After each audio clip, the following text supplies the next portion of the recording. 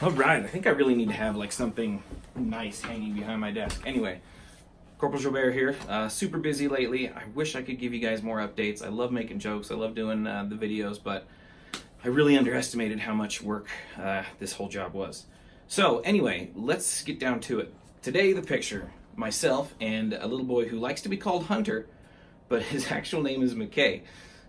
He was cool. He was a really cool kid. He was riding that little bike, and we put the picture up because he didn't know his address or his parents' last names or a phone number or his own last name.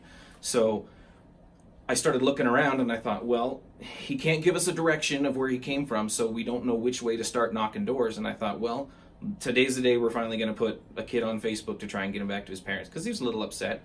So broke out the iPad, gave him Despicable Me 2. We were just chilling in the car, and Facebook came through in less than 5 minutes, and he got home. So the parents, super grateful, and were willing to let the post stay up so that I could add to it later, since it got a lot of views. I see some judgment being passed about the parents losing track of the kid.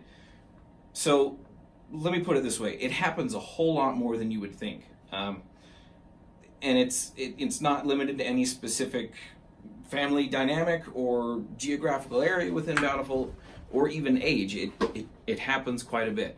And we approach each one of these things from the most reasonable standpoint that we can. You got a super mobile 2 or 3 year old, and you've got 3 other kids that you're watching, or you put a sibling in charge. So that comes into play, as well as how far did the kid make it from the house. In this case, I mean, it was 9 houses around the block, so very short ways in a very narrow time window. I think he could have only been gone from the home for like 15 minutes. So in my experience, and in the experience of the officers that trained me here, there is a measure of tolerance for something like that. It can happen. And you know what? It usually only happens once with parents. And then they realize, how quickly their kid can get out, or, oh, he learned how to operate the door lock today. Whoops! Now we gotta crack down. Now there are times I found a kid in a diaper outside in the snow. That ended with some people going to jail. There's also a time I found a kid in the middle of the road and his mom was inside using drugs. That ended in somebody going to jail. So there are certain circumstances where, yeah, this is not reasonable to have happened. So let's talk, what can you do to prevent your kid from getting lost, and what can you do to make sure that the police or somebody else can get him back to you? First, it's observation. If you're going to have siblings watching them, make sure they know what their responsibility is and what's expected of them. That's the biggest one. Second, more important, I would say, is teaching them their address, your home phone number, your phone number, name, and your name. Even if sorry, my radio's going. I'm trying to multitask. I got to go help someone. Even if you teach them where you work too, anything like that we can use. Now, how do you teach a 2-year-old your name or phone number? You make it a song. I got a song that I sing to my kids with our name, our phone number, and we have one with our address.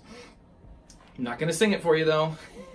All you got to do is look up a Daniel Tiger jingle and find a way to make the beats and the rhythm and the syllables fit with that, and there you go. Turn your phone number, turn your address, turn your last name into a song, put them all together, and just sing them. I mean, kids repeat things that we don't want them to, right? So, so I mean, they're going to repeat something if you just keep saying it. They're going to repeat it, and they're going to associate it with that. So that's how you do it. If you got a tricky last name, focus on the phone number. Focus on something else that they can retain, and have that talk about police and 911 and how all that works. Anyway, big thanks to the family of McKay for letting this post stay up so I could throw a quick video together and with all the eyeballs on it. That's it. If you got any questions, feel free to post them. And yeah, well, I gotta go somewhere. Thanks, guys.